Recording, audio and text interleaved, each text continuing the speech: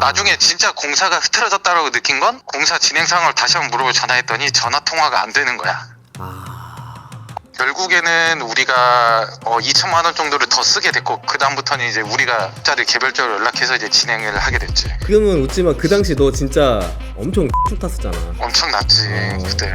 네, 안녕하세요. 스튜디오 20입니다. 자, 오늘 컨텐츠는 개인적으로 굉장히 슬픈 시간이 될 것 같고, 우리 구독자 여러분들한테는 굉장히 유익한 시간이 될 것 같은데, 제가 인테리어 회사 대표잖아요. 그리고 제가 몇 달 전에 좋은 인테리어 업체 고르는 방법에 대한 컨텐츠를 또 올린 바가 있어요. 그럼에도 불구하고 저의 가장 친한 지인, 고등학교 친구가 인테리어 사기를 당했습니다. 도대체 이게 어떻게 된 일인지, 도대체 어떤 부분을 실수를 하고 어떤 부분을 확인을 안 하고 그랬는지는 좀 알아봐야 될 것 같고요. 제가 해주고 싶었는데 저희가 컨트롤할 수 없는 그 다른 지방에 살고 있어서 제가 못 해줬는데 이런 좀 사단이 난 것 같아요. 그래서 오늘은 그 인테리어 사기를 당한 친구의 이야기를 좀 듣고 왜 사기를 당했는지, 그리고 인테리어 사기를 당하지 않으려면 어떻게 해야 되는지, 예방은 어떻게 해야 되는지까지 좀 알려드리는 시간을 갖도록 하겠습니다. 먼저 친구랑 통화를 통해서 사건 경위부터 들어보시죠. 여보세요? 통화 되지? 네네네. 야, 너 인테리어 사기당한 거 좀 몇 가지 물어본다? 그 맨 처음에 인테리어 하게 된 그 계기는 이제까지 계속 전세에 살다가 이제 집을 처음으로 구입을 했고, 근데 이제 아파트가 20년이 넘은 아파트다 보니까 거기 우리가 이사 가려는 데가 완전 기본형으로 되어 있었고, 그 전에 살던 분이 한 번도 이사 가지 않고 20년 동안 산 분이라서 집 상태가 너무나 관리가 잘 안 된 상태였고, 그래서 리모델링을 어쩔 수 없이 할 수밖에 없는 상황이었지. 전체 인테리어였고, 올 리모델링으로 계획을 했고. 업체를 선정할 때 뭐 나름 방법이 있었어? 지인이 리모델링 한 대가 여러 군데 있어가지고 어느 업체에서 했는지 물어보고, 그 업체를 이제 우리가 어디를 할까 전화 통화로 하다가 한 군데가 이제 적극적으로 이제 한번 직접 만나서 이야기를 하겠다라고 해서 이제 대면으로 상담은 이제 그 업체가 처음이었지. 그 다음에 그 지인이 바로 우리 아파트 뒷동이거든. 그 리모델링 받았던 데가. 그래서 그 집에도 가봤을 때 디자인이나 이런 것도 괜찮게 나왔어. 뭐 상담 뭐 한 번 하고 계약을 바로 한 거야? 상담은 한 2번인가 했어. 왜냐면 이제 가격대를 조정을 했어야 하니까. 그걸 어디서 한 거야? 그 업체의 사무실에서 한 거야? 아니, 우리 집으로 왔지. 집에 왔다. 그럼 사무실은 가지 않았네? 한 번도 가본 적이 없지. 그럼 혹시 사업자 등록증은 확인했어? 사업자 등록증을 우리가 먼저 확인은 못했어. 그러니까 사무실이랑 사무자 등록증이 좀 확인이 안 된 케이스네. 그럼 지금 금액이 얼마야, 인테리어? 이게 지금 32평이지? 국민평수? 그렇지. 도가 인테리어가 조금 비싼 축에 속해가지고 원래 보통 84제곱미터 리모델링 한다고 하면 싸야 8천만 원이고 보통 가면 거의 한 1억 가까이 든다고 이야기를 들어가지고 그렇게 예상했는데, 우리한테 이제 견적을 내준 게 6천만 원이었지. 6천만 원. 그러니까 예상보다 훨씬 쌌던 거네. 훨씬 쌌지. 그럼 지금 공사가 지금 중단됐다는 거는 언제 파악했어? 8월 10일 날 시작해서 그 일주일간은 일단 기존에 있던 거를 철거를 하는 그 과정이었고, 그 다음 주에 목공일까지는 자연스럽게 잘 돌아갔어.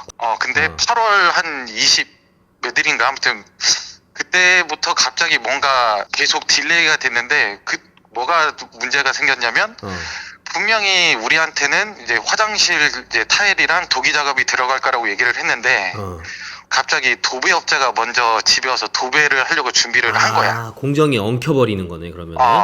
그래가지고 물어보니까 타일업자가 너무나 바빠서 먼저 시간이 되는 도배 사장님부터 자기가 투입을 시켰다 라고 얘기를 했고, 근데 그 도배 사장님이 첫날 와서 이렇게 기초 작업 막 이렇게 막 그 무슨 초배진가 이런 걸 붙이고 막 이렇게 하다가 한 이틀간을 안 나오는 거야. 날씨 너무 좋아서 도배하기 딱 좋은 날씨인데. 그럼 그때부터 좀 이상하다라는 걸 느꼈겠네. 하고 뭔가 갖고 우리가 리모델링 사장한테 이제 전화해서 물어봤지. 도배 사장님이 왜 도배를 이런 날 안 나오시냐 물어보니까 도배 사장님이 술을 좋아해서, 그래서 술 먹고 이렇게 자꾸 빠지는 게 문제다. 그래서 자기가 한번 다시 주의를 주겠다라고 이야기를 해서 우린 그거를 믿었었지. 근데 그게 거짓말이었구나. 나중에 알고 보니까 그게 거짓말이었고, 나중에 진짜 공사가 흐트러졌다라고 느낀 건, 이제 전화를 이제 내가 8월 23일인가 아마 그럴 거야. 월요일인가 아마 그랬던 것 같은데, 공사 진행 상황을 다시 한번 물어보고 전화했더니 전화 통화가 안 되는 거야. 그래서 그때 다급하게 나랑 우리 친구들한테 연락을 해서 이거 지금 문제가 되는 것 같다 하고 우리가 단톡방을 판 시점이 그 시점인가 보다. 그러면 그 사람은 어떻게 된 거였어? 그 사람은 왜 전화가 안 된 거였어? 그러니까 이제 다른 일로 다른 사건이랑 얽혀가지고 경찰서에 가다 보니까 연락이 이틀간 안 됐던 거였어. 그럼 혹시 너 같은 사람이 또 있었던 거야? 그 상황에 나랑 이제 다른 집 조금 평수 좀 넓은 곳에 그 노부부도 그 사람한테 동시에 작업을 진행하고 있었지, 우리 집이랑. 그럼 동시에 멈춘 거네, 두 집이. 동시에 멈춘 거지. 솔직하게 얘기를 하면 우리는 거의 그 돈을 거의 줬었어. 6천만 원 가까이를. 거의 다 줬다. 6천으로 계약을 했는데 6천을 거의 다 줬다. 거의 다 나눠서 주긴 했지만 이게 계약서상 뭐 중도금도 있고 뭐 이런 게 있잖아. 이런 게 있는데 이제 우리 와이프는 이 사람이 돈을 줘야 빨리빨리 공사를 시켜줄 것 같으니까 그렇게 또 얘기를 했겠지, 그 양반이. 그래서 빠르게 이제 돈을 조금씩 나눠서 줬지. 뭐 할 때마다 뭐 가구 뭐 알아보러 가면 가구 이거 계약한다고 하면 뭐 계약하시라고 돈 주고. 우리는 이렇게 했었고, 알고 보니까 이제 그 사람이 이제 코로나 시즌에 은행에 대출을 받았던 것을 이자가 너무 세다 보니까 우리한테 받은 돈과 그 다른 데는 되게 비싸게 한 인테리어거든. 2억대라고 알고 있어. 그 2억도 한 번에 일시금으로 받았다 하더라고. 그러니까 그 돈을 일단 은행에다가 갚고 다른 데 이제 또 계약된 데가 두 군데가 있었던 거야. 계약 예정이. 또 있었구나. 그래서 그 다음 거 계약을 따내면 그 돈으로 메꾸려고. 우리 공사를 메꾸려고 했던 거지. 근데 그게 완전히 흐트러져 버렸고. 그래서 이미 우리가 낸 돈은 이미 은행에 납부가 된 상태라서 어떻게 할 수 없는 상황이었고. 그 사람이 만약에 유치장에 안 갔으면은 계속 어떻게든 또 굴러갔을 수도 있겠네, 이 상황이. 그래서 이게 사기죄가 성립이 안 된다 하더라고. 그러면은 결국에 그 사람이랑은 그 이후로는 따로 뭐 연락을 하거나 그런 거 없이 너가 공사를 마무리한 거야? 왜냐면 그때 이제 너네랑 단톡방을 파고 할 때에는 그 사람이 유치장에 들어가 있었기 때문에 이제 연락이 되게 굉장히 어렵지. 그래서 딱 한 번 유치장에 면회되는 날이 그 사람이 들어가고 그 다음 날인가 면회 가능한 날이 있어서 공사 진행은 도대체 어디까지 된 거고 앞으로 무엇을 해야 하는지, 그 다음에 우리가 준 돈을 이제 이 업자들한테 돈을 줘서 우리는 진행만 하면 되는 건지 그런 것들을 이제 물어보고 그 다음부터는 이제 우리가 업자들 개별적으로 연락해서 이제 진행을 하게 됐지. 이런 것도 뭐가 있었냐면 우리가 이제 계약을 하기로 한 가구 업체, 원래 우리가 가구 견적을 1,000만 원으로 잡았었단 말이야. 거의. 그런데 그 가구 업체에서 뭐 특별 이벤트라고 해가지고 계약을 선납금을 먼저 하면 200만 원이 플러스 쿠폰을 준다라고 해가지고 그래서 우리가 그러면은 이거 빨리 해달라고 해가지고 200만 원만 살짝 먼저 보냈었어. 근데 나중에 공사 흐트러지고 그 가구 업체를 직접 만나서 이야기를 하다 보니까 자기네는 그런 행사 프로모션을 진행한 적이 없다 라고 이야기를 한 거지. 그러면 그때 이제 뭐 어쨌든 나중에 알게 됐을 때 그게 아니었다고 했는데 벽지 사장님을 나중에 만났을 때 그게 뭐 어떤 상황이었어? 그러면 그게 왜 그 사람이 그렇게 벽지 시공을 하는데 오래 걸렸던 거야? 이게 우리가 이제 공사가 진행을 이제 우리가 셀프로 이제 막 진행하다 보니까 대금을 못 받은 사람들이 제 사장이 연락이 안 되니까 우리 집으로 이제 찾아오는 거야. 이제 그분들이 한 명씩 돈을 못 받았으니까. 그래서 뭐 시트지 사장님도 그렇고 도배 사장님도 그렇고 와서 이제 이야기를 하는데 자기는 돈을 받지 못해서 왔다. 이렇게 하길래 근데 우리도 리모델링 사장한테 돈을 다 준 입장으로서 우리가 돈을 드릴 수는 없을 것 같다. 우리도 돈이 없다. 그리고 그때 도배 사장님이 이 기간을 좀 너무 오래 하셔서 안 나오신 날도 있고 이렇게 얘기를 하니까 자기가 안 나온 건 계약금을 받지 못해서 못 나왔던 거다. 근데 계속 사장이 빨리 이거 해주면 그 다음 주겠다니까 자기가 도배는 마무리를 하러 들어왔던 거래. 그렇게 해가지고 뭐 이것저것 물어보기도 하고 해가지고 어쨌든 너가 공사를 마무리를 했잖아. 그러면은 너가 진짜 실제로 피해본 그 피해 금액이 어느 정도야? 결국에는 우리가 2천만 원 정도를 더 쓰게 됐고 결국엔. 아, 6천보다. 거기서 또 이제 그 사람한테 일단 일정의 소정의 금액은 돌려받았어. 그나마 다행이네. 그럼 지금 어떻게 됐어? 그럼 공사 잘 마무리되고 셀프 인테리어로 한 거잖아. 결국에 네가 이제 공정을 진행을 하면서 어떻게 된 거야? 지금 잘 들어간 거야? 이게 들어온 건 다행이지만 중간중간에 하자는 어쩔 수가 없는 거야. 그치. 그러니까 보면은 이제 우리가 진짜 인테리어 통으로 사장님들한테 맡겼으면 뭔가 이렇게 창문 틀에 실리콘 같은 거 떨어져 있고 막 그 뭉쳐 있고 그치.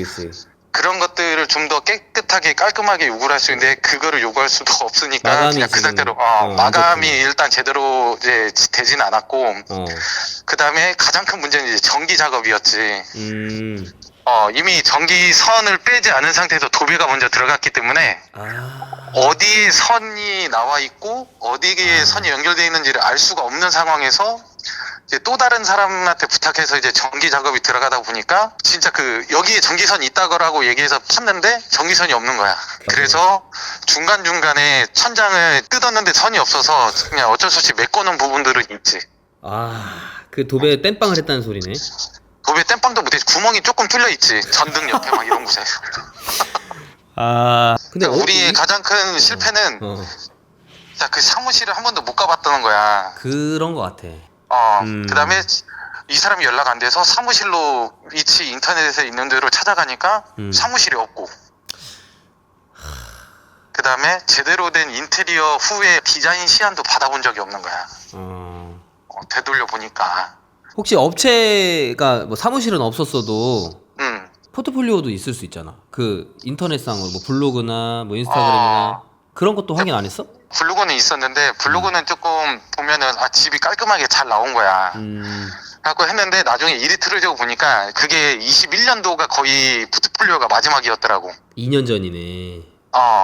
그거를 그때는 날짜를 안 보고 우리가 사진만 보다 보니까 이 포트폴리오가 계속 최근까지 누적돼 있는 게 아니라 어느 시점부터 22년과 23년 초반, 23년 초반에 하나는 있었는데 그거는 뭐 큰 뭐 그런 공사도 아니었고. 나는 내 입장에서는 되게 이게 황당한 일인 거지. 친구가 인테리어 사기를 당한다는 거는 나한테는 어떻게 보면은 좀 충격적인 일이거든 이게. 너가 생각했을 때 어때? 이게 그냥 아무런 어떤 이렇게 공부나 준비 없이 그냥 당할 만한 사건인 것 같아? 이게 뭐에 홀렸다라는 것도 있고 내가 제대로 공부 안 했다는 것도 있고 왜 그러냐면 우리가 사람이 살면서 평생 살면서 인테리어를 여러 번 하는 사람은 거의 없을 거라고 봐. 그렇지, 몇 번 안 하지. 거의 생애 첫 번째 경험인 사람들이 많을 건데 그 노하우도 없고 누구한테 이제 우리가 믿고 이야기할 수 있는 사람은 인테리어 업체뿐인데 우리가 만난 그 사장이 말을 또 너무 잘했구나. 우리가 금액적인 부분으로 이렇게 고민을 하면 자기의 마진을 줄여서라도 어떻게든 그 금액에 맞추려고 막 하는 모습을 보여줬단 말이야. 그러니까 거기에서 우리는 인간적으로 좀 정에 휩쓸렸던 것 같아. 뭐에 홀린 듯이. 거의 뭐 홀렸어. 그래도 잘 비록 마감이 되어 있지 않은 집이지만 그래도 잘 마무리하고 지금 살고 있는 거 아니야. 다음에 하면 진짜 제대로 할 수 있겠네. 사기 안 당하고. 그래서 다음에는 정말 그냥 그 업체에 가서 그 업체에서 제공하는 포트폴리오도 보고 우리 컨텐츠 있잖아. 좋은 업체 고르는 방법. 그래서 봤어야지. 내가 너의 그 유튜브를 채널을 나중에 사기당하고 나중에 집을 우리가 셀프로 거의 완공하기 시작할 때 그때 그 영상을 너가 이걸 하고 있다는 걸 알게 된 거야. 그래서 그걸 보니까 그때 거기 나오더라고. 좋은 업체 고르는 방법 해가지고. 아무튼 지금은 웃지만 그 당시 너 진짜 엄청 쭉 탔었잖아. 엄청 났지 그때. 아무튼 뭐 그래도 잘 마무리돼서 다행이고. 다음에는 사기 당하지 말고. 또 연락하고. 알았어.